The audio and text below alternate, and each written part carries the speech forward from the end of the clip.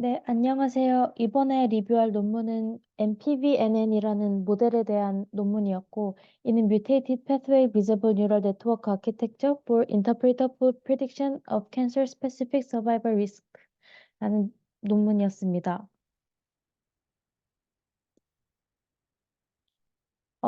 2022년에 릴리즈된 이렇게 생긴 논문이었고요. 먼저 인트로덕션부터 시작하겠습니다. 유전자 발현량을 기반으로 서바이벌 어널리시스를 할 때 뉴럴 네트워크를 사용하는 게 지금 흔하게 사용되는 방법입니다.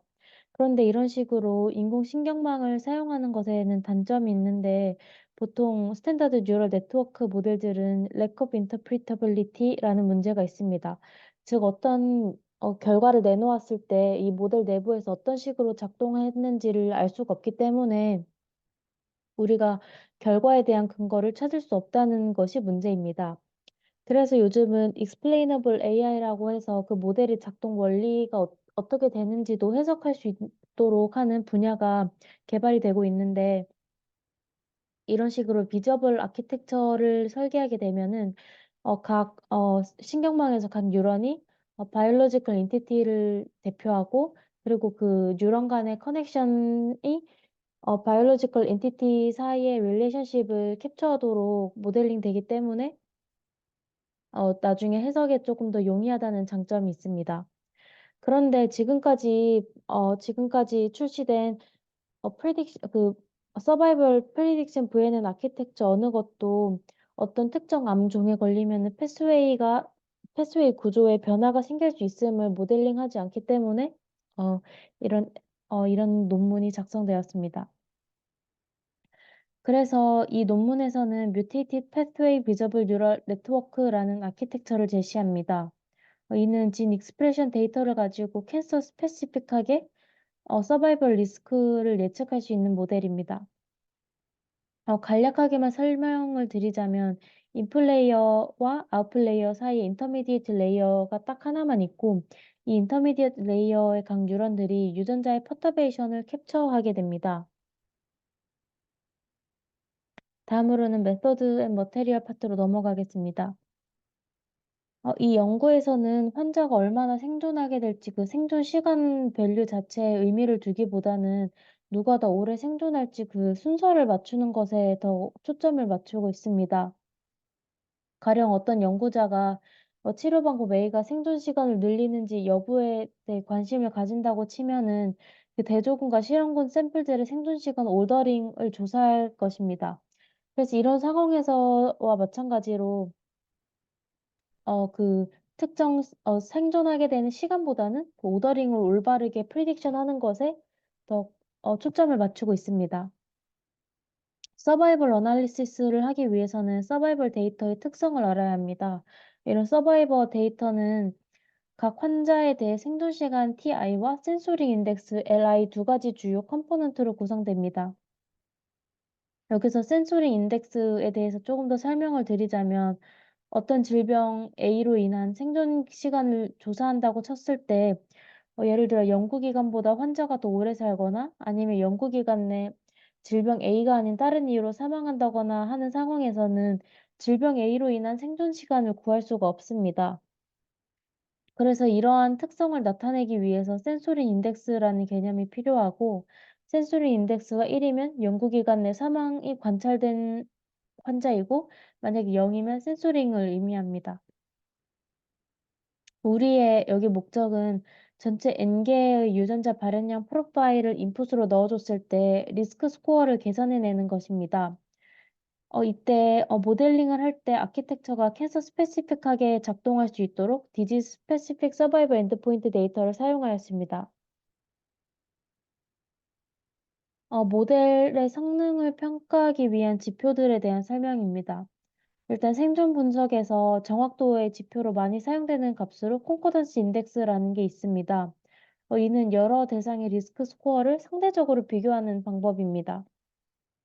즉, 이 또한 정확한 생존 시간을 얼마나 올바르게 맞췄는지를 평가한다기보다는 환자들 간 사망 순서를 잘 예측하고 있는지를 판단하는 지표입니다. 여기 조건부를 먼저 보시게 되면은 환자 I의 센소리 인덱스가 1, 즉 연구기간 중 사망한 환자여야 하고 TJ가 TI보다 크다는 것은 환자 J가 환자 I보다 생존 시간이 길었음을 나타냅니다. 가령 환자 I가 질병으로 인해 사망하기 전에 연구기간이 종료됐다거나 교통사고로 죽거나 이런 식으로 센소링 하게 되면은 다른 대상 환자인 J가 I보다 오래 생존했다고 확신할 수 없게 됩니다. 왜냐하면 실제로 I는 만약에 교통사고로 죽지 않았으면은 I보다 더 오래 했었을 수도 있는 것이기 때문에 J가 I보다 오래 했다고 확신할 수 없고 그러면은 LI는 1이라는 조건을 두어서 그런 경우를 비교 대상에서 제외시킵니다. 그리고 여기서 리스크 스코어가 더 크다는 것은 생존 기간이 더 길다고 예측하는 것이기 때문에 여기 보면은 환자 I보다 J 환자가 더 오래 살 것이라고 예측하는 경우 1씩 카운트를 해주는 것을 의미합니다. 즉, 이 콘코넌스 인덱스에 대해서 한 문장으로 정의하게 되면은 연구기간 내 사망한 환자 I보다 환자 J가 실제로 더 오래 생존했을 때 프리딕션 모델이 J 환자의 생존 시간이 더 길 것이라고 올바르게 예측한 비율입니다. 그래서 이는 0과 1 사이의 값을 가지고 1에 가까울수록 프리딕션 성능이 좋음을 의미합니다. 여기서 C 인덱스가 0.5라는 것은 랜덤 프리딕션의 성능과 동일한 것입니다. 모델은 CI 인덱스를 맥시마이즈 하는 것을 최적화 목표로 삼는데 이 수식이 미분 가능한 값이 아니기 때문에 미분 가능한 형태의 수식인 exponential lower bound on the CI를 최적화하는 것으로 목표를 삼았습니다. 다음은 아키텍처에 대한 설명입니다.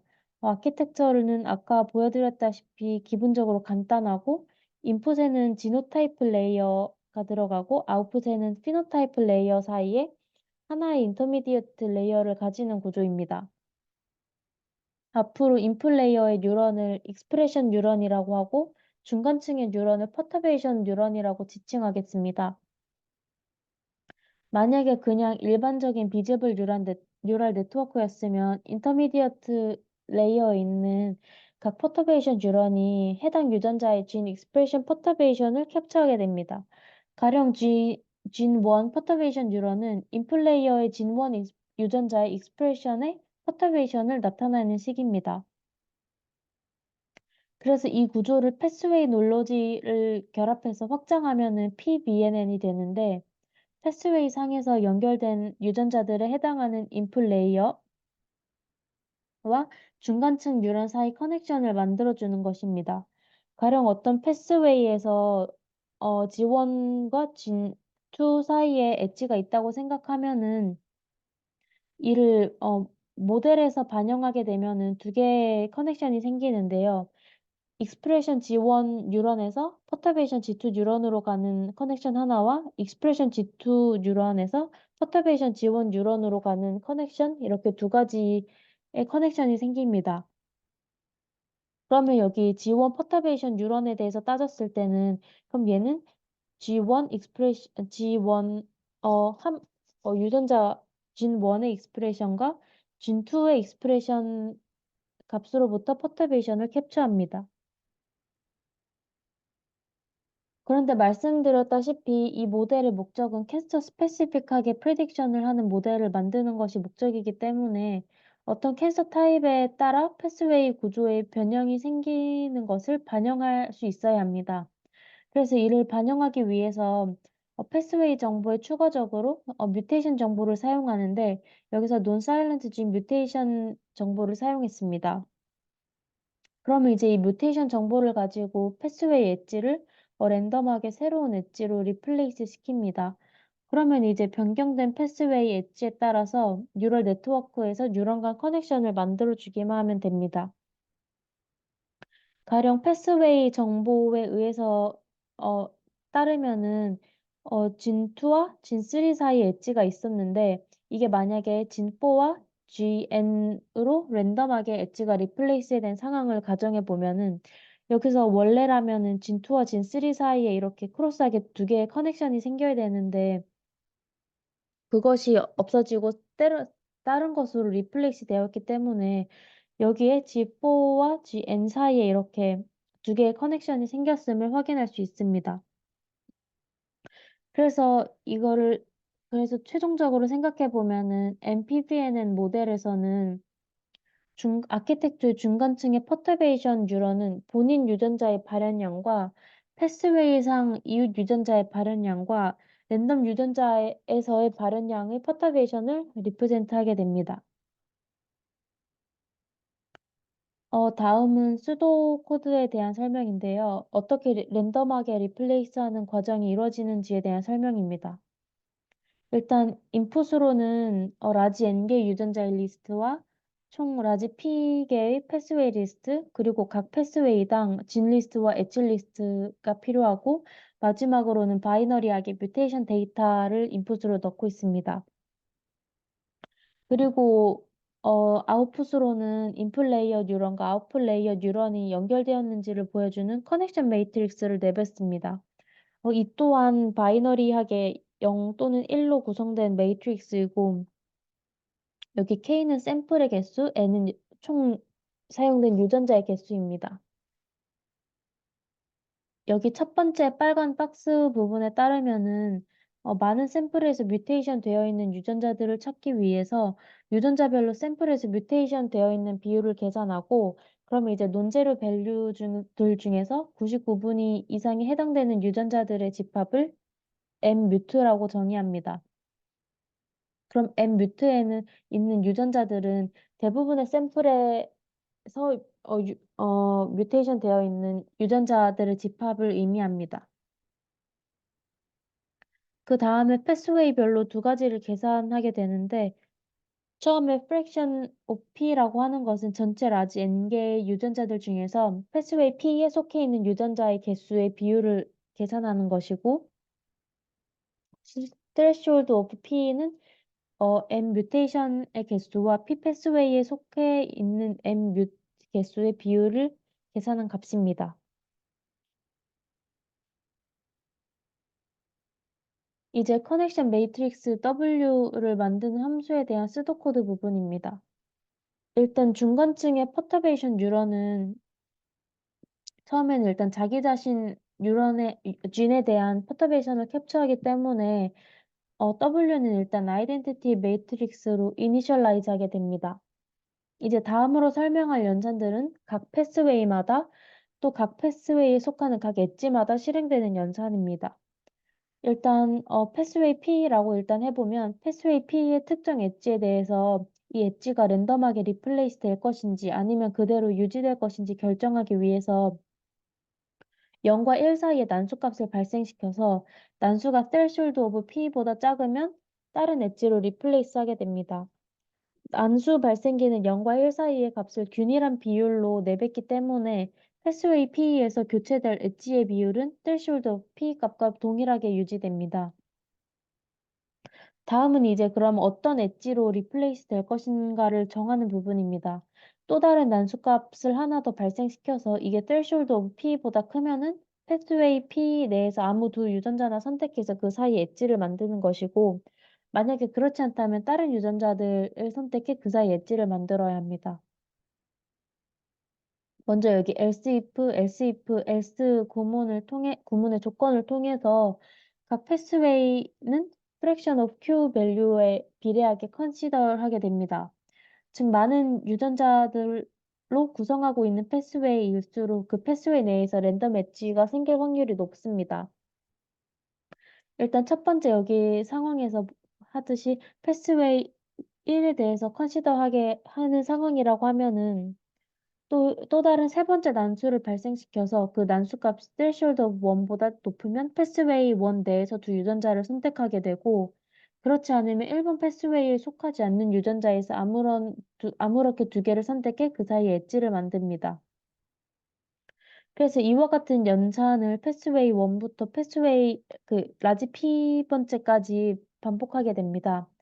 그럼 생각해보면 어떤 패스웨이의 threshold 밸류가 높으면은 그 패스웨이 내에서 엣지가 생기지 않을 확률이 높아지게 되는데, 이는 아키텍처 할 때 모티베이팅 골이 threshold 밸류가 높으면 그 패스웨이 내에 돌연변이 된 유전자가 포함된 게 많기 때문에 그 해당 패스웨이의 신호의 흐름이 많이 디스럽션 되었을 것이고, 따라서 새롭게 선택될 리플레이싱 엣지에는 적게 선택되어야 한다는 모티베이션에 의해서 설계된 결과입니다.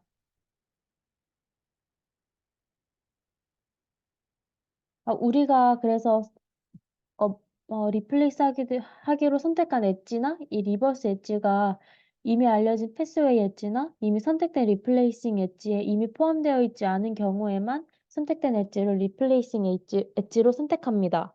이는 커넥션 수를 일정하게 유지하기 위함입니다.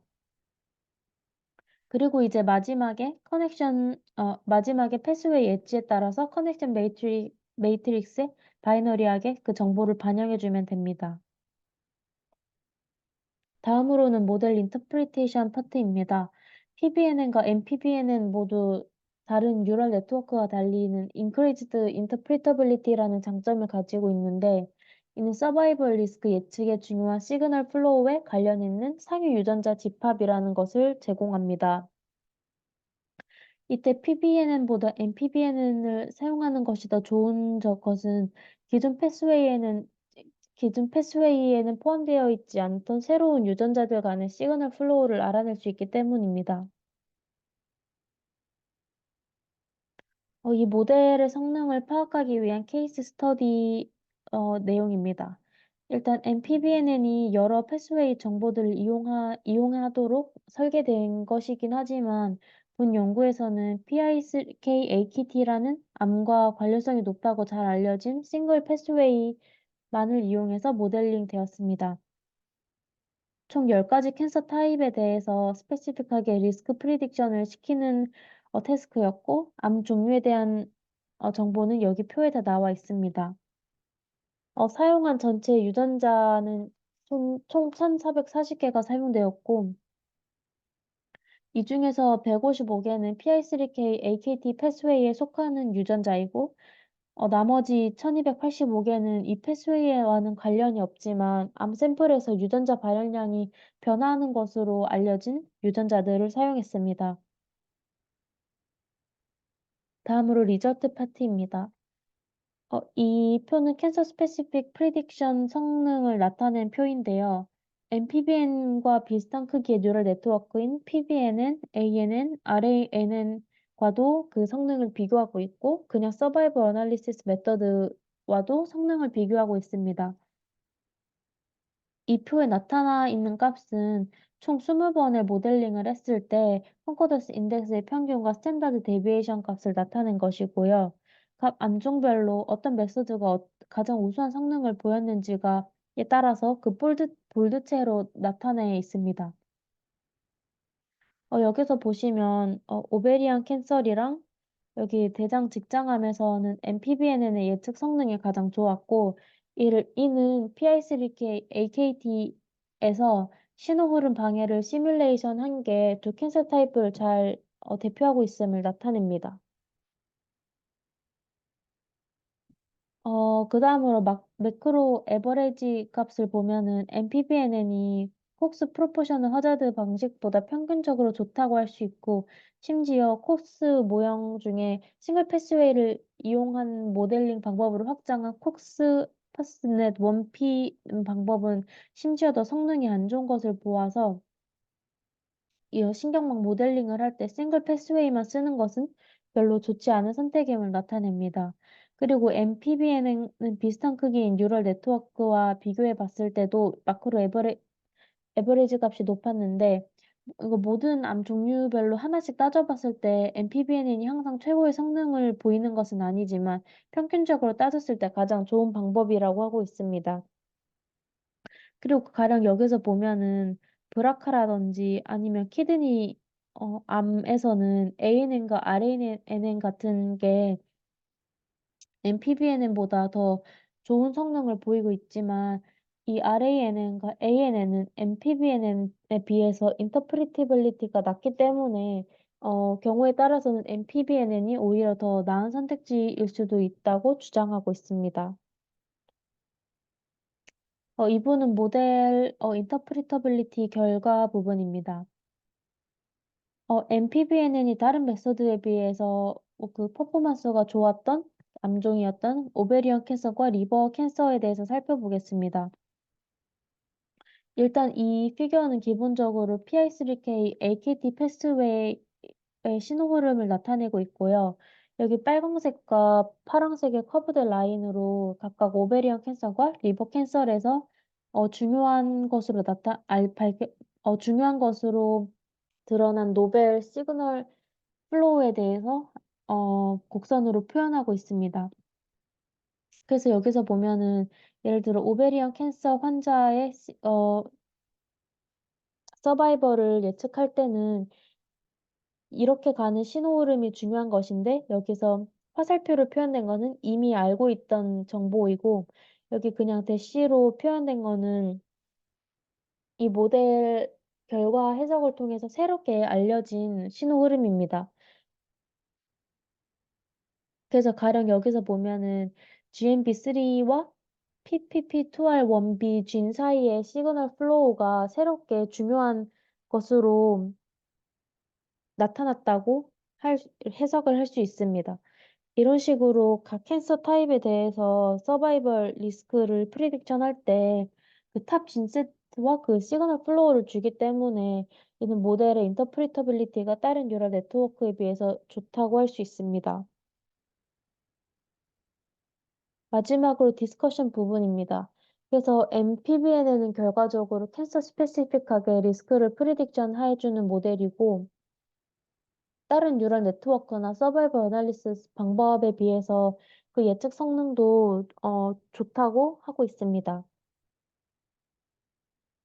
그리고 우리가 이렇게 모델 인터프리테이션으로 얻게 된 인사이트에 대해서는 아까와 같이 그 오베리언 캔서가 리버 캔서에서 그 새롭게 발견된 노벨 디텍션 같은 경우에서는 다 논문 같은 거를 찾아봐서 했을 때 그것에 대한 근거들이 충분했다고 하면서 이 모델 해석에 대한 인사이트가 reliable하다고 하고 있습니다. 감사합니다.